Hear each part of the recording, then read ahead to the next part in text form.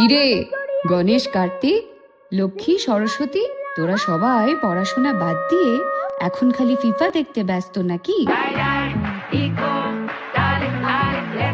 একটা কথা কান খুলে শুনে রাখ কিন্তু, হ্যাঁ, এইবার মামা বাড়ি যাওয়ার আগে যদি সব পড়া শেষ না হয় তাহলে কিন্তু খুব খারাপ হয়ে যাবে। আচ্ছা মা, ওসব পরে হবে। আগে বলো তো এবারে ডেট গুলো কবে কবে? অফিস থেকে ছুটি নিতে হবে যে। ও মা, তুই এখনো ডেট জানিস না?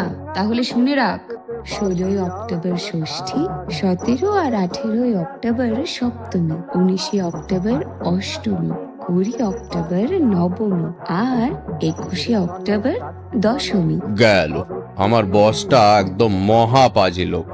এতদিনের ছুটি চাইলে আবার লেকচার দিতে বসবে। আরে, আমি আসছি বলে কথা, ছুটি না দিয়ে যাবে কোথায়? আর যদি বেশি ঝামেলা করে তাহলে তোর অফিসের সামনে একটা প্যান্ডেল বানিয়ে দেবো।